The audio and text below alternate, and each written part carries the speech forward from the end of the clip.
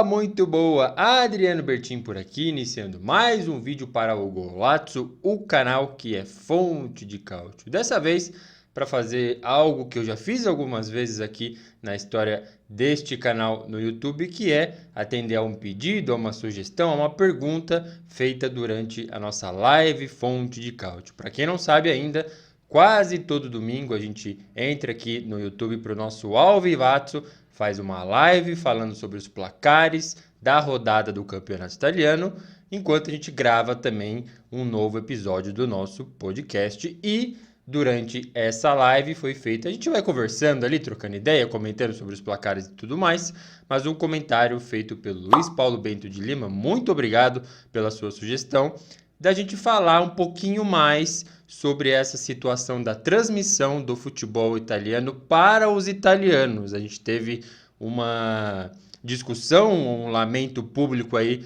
do presidente do Napoli, o Aurélio De Laurentiis, sobre como ficou a negociação para os próximos anos da transmissão do futebol italiano, novamente para os italianos, como funciona lá na Itália, e nesse vídeo aqui eu vou explicar como funciona, os impactos no Brasil e trazer mais informações e, claro, a minha opinião sobre essa situação aí.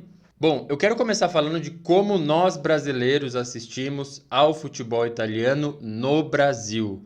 Acho que é muito bom deixar claro como funcionam essas coisas aí em cada uma das praças ou países para depois a gente avançar e entender o cenário como um todo. No Brasil, o campeonato italiano é oferecido por meio do Grupo Disney.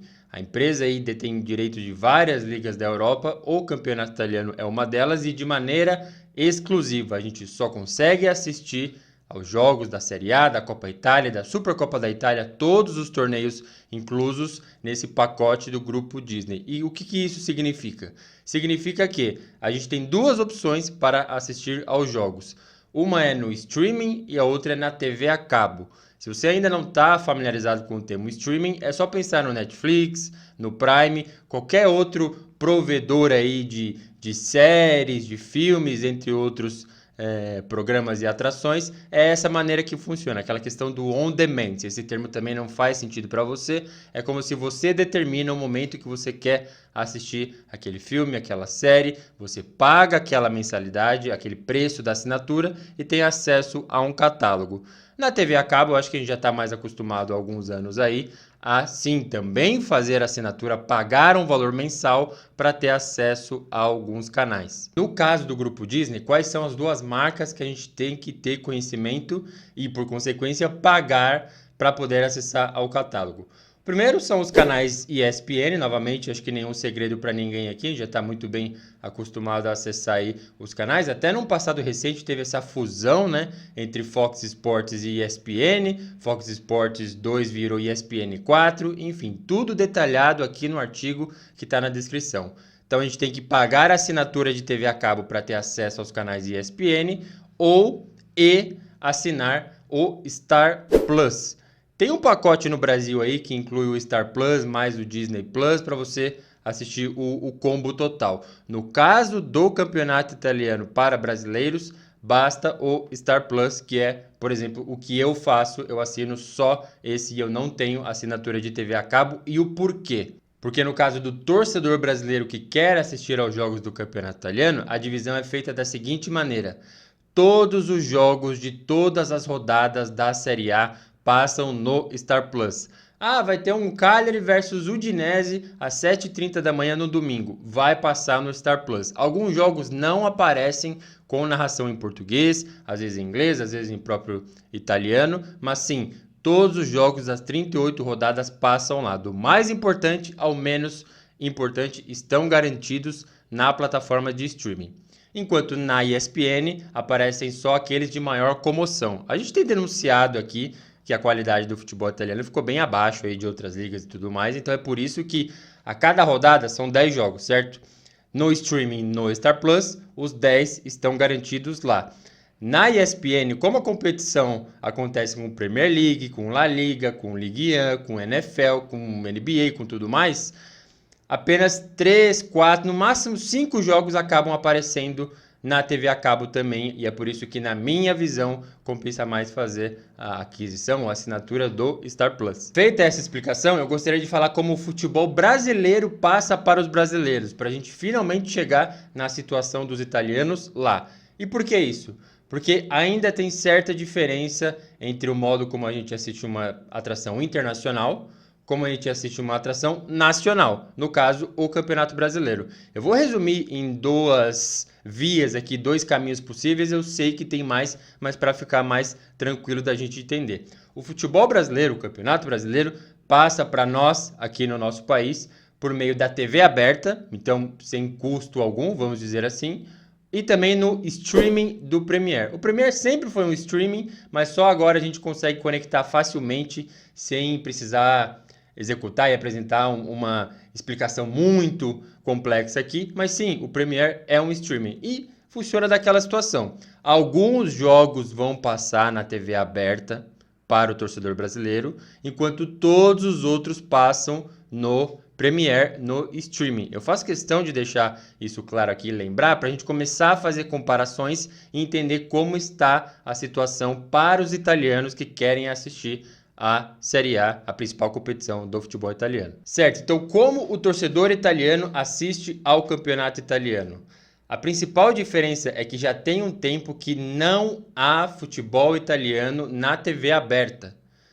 Todo torcedor de lá que quer assistir a Série A, seja do seu time, seja de qualquer outro time, ele tem que pagar, ele tem que fazer uma assinatura pelo menos para conseguir assistir aos jogos do seu time ou de qualquer outro. Já tem um tempo que, para eles, os nomes fortes ou as marcas que eles têm que ter conhecimento e até assinatura são DAZN e Sky Sports. O DAZN até chegou a trazer alguma coisa para o Brasil, mas em meio à pandemia, inclusive o futebol italiano, mas durante a pandemia simplesmente interromperam as transmissões, perderam outras atrações também que estavam garantidas, Sul-Americana. Então acho que é uma marca que a gente já está mais acostumado. O Sky Sports talvez alguém já tenha visto, mas eu não acho que seja tão popular assim. Mas essa é a maneira que o torcedor italiano assiste ao futebol por lá. Quando esse novo meio de consumir futebol foi executado pela primeira vez lá na Itália, eu lembro que a gente noticiou no golazzo.com.br a reclamação da Rai. Eu não sei se vocês estão acostumados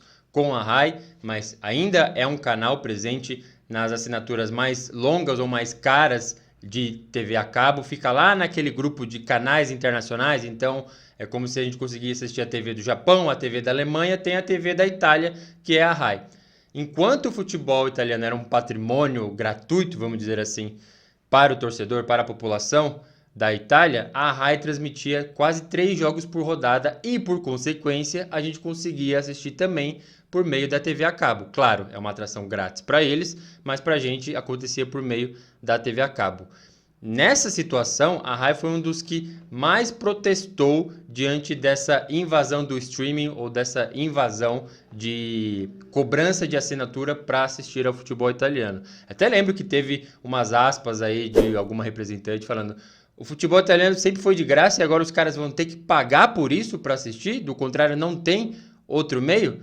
E sim, é exatamente isso que aconteceu e é exatamente isso que está acontecendo. Eu acho que um dos motivos para o Luiz Paulo Bento de Lima trazer para a gente essa sugestão é porque rodou muito aí na internet as aspas do Aurélio De Laurentiis, o presidente do Napoli. Saiu uma votação aí entre os clubes, os membros atuais, os 20 membros atuais da Série A, para saber como seria a negociação dos direitos de transmissão para o próximo ciclo até 2029. E teve uma votação e só 3 clubes foram contra a continuidade aí, da transmissão por meio de DAZN e Sky Sports. Só para fazer uma menção aqui, uma inclusão de informação, o DAZN passa aos 10 jogos e o Sky Sports tem direito a apenas 3 a cada rodada. Quais foram os 3 clubes que votaram contra? O próprio Napoli, a Salernitana e a Fiorentina. O resultado dessa votação acabou enterrando aí um projeto, um plano da própria Série A ou dos times ali de fundar a própria plataforma de transmissão do futebol italiano que, diante desse resultado, já foi para o vinagre e foi devidamente enterrado. Mas o mais importante foi que o De Laurentiis, presidente do Napoli, saiu dessa reunião falando o seguinte: É uma derrota para o futebol italiano. Com essa oferta, o futebol italiano morrerá. Sky e DAZN não são competentes, não servem para o futebol italiano. O futebol italiano sempre pensa que precisa do apoio dos outros, mas os torcedores são o trunfo absoluto de um clube de futebol. Meu relacionamento com os torcedores deve ser feito direto e não por meio de Sky ou DAZN. Meus companheiros na liga adoram ser passivamente ativos nesse sistema. Nunca fiz isso e odeio isso. Depois tem a estupidez de fazer um acordo de 5 anos. Em tempos de crise, o cinema e o futebol são duas coisas muito fortes. São alívio para as dores do dia a dia, mas colocamos esse sonho na gaveta. Tá, mas e aí? O que eu acho de tudo isso? Primeiro, trazendo essa reclamação do Aurélio De Laurentiis. Para quem não sabe, ele é filho e também é produtor de cinema e por isso tem essa menção ao cinema como via de entretenimento ou saída para momentos de pressão para uma população. Sem trazer muito número aqui, ele claramente está ainda colado numa realidade do passado nessa perspectiva, analisando esse comentário feito por ele. Se é bom, se não é, se seria melhor na TV aberta ou no caso do streaming para a população italiana, a gente vai entrar nesse mérito daqui a pouco, mas o meio pelo qual ele critica eu não acho muito viável, eu não consigo me colar nesse discurso, porque é só ver a realidade dos cinemas aqui no Brasil, por exemplo, e a velocidade com que os filmes chegam nas plataformas de streaming, às vezes vão até direto para lá, então eu acho que é um romantismo que ele coloca nessa crítica que deveria ir para outros meios. Por exemplo, a questão de dinheiro. Parece que realmente é menos dinheiro que está sendo depositado nessa negociação, mas será que o futebol italiano está merecendo mais dinheiro dos donos aí de direitos de transmissão? Eu venho denunciando a falta de qualidade aqui já tem um tempo, ao mesmo tempo que sim, eu continuo falando sobre, eu não nego a realidade. Então, seria esse o meio para fortalecer o futebol italiano, cobrar mais desses direitos de transmissão e a gente teria garantia de que as coisas melhorariam lá? Eu sinceramente não sei, mas eu acho que se fosse essa questão, seria uma crítica melhor na minha perspectiva e parece não ser o caso. Outra coisa, aí sim a gente começa a dar mais razão para esse discurso feito pelo De Laurentiis sobre TV aberta versus streaming. Não me agrada, eu sou um defensor de streaming, eu já vou dizer o porquê, mas não me agrada o fato de a competição nacional só passar por meio de assinatura paga. Por exemplo, no Brasil seria exatamente isso. Imagine que a gente não tem mais jogos na Globo, por exemplo, quarta e domingo acabou.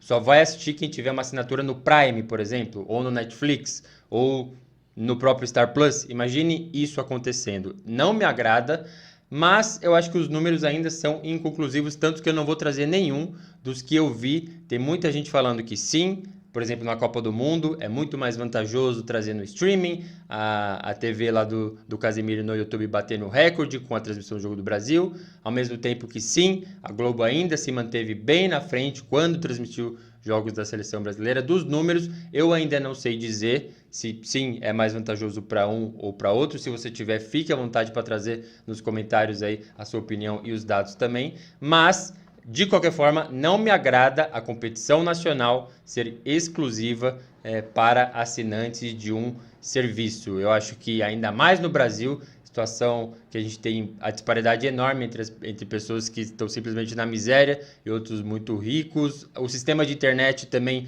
não é muito bem compartilhado para todas as classes do Brasil, então eu não vejo com bons olhos a atração nacional passando somente por meio de assinatura, passando somente para aqueles que pagam por um serviço. Não gosto. Agora, por que eu gosto do streaming? Por que eu defendo? Por que eu sou um assinante disso? Primeiro, por essa versatilidade, a questão do on-demand. Eu determino o que eu vou assistir, quando eu vou assistir. Supondo que a gente tenha um Frosinone versus Lecce passando no domingo às 4 da tarde e tem Roma e Lazio passando no mesmo horário. Eu, Adriano, tenho a opção de assistir Lecce versus Frosinone porque eu não quero assistir o derby da capital, por mais importante que seja, por mais que seja um jogo muito melhor, com qualidade, com festa da torcida e tudo mais, eu quero assistir a um outro jogo e eu tenho essa opção. Acho que essa vantagem de você determinar o que você vai assistir realmente é extremamente vantajoso, por isso que no meu caso eu fiz a assinatura do streaming e não tenho plano de TV a cabo. Simultaneamente, eu tenho certeza que essa é uma bolha quase só minha. Às vezes eu fico pensando, quantas pessoas estão assistindo a esse jogo Udinese versus Crotone num domingo 7 horas da manhã? Será que tem eu e mais 10 assinantes aqui no Brasil fazendo isso? Será que vale a pena realmente entregar essa liberdade para um grupo bem menor de torcedores, enquanto seria mais vantajoso passar e obrigar todo mundo a assistir a um jogo de maior comoção?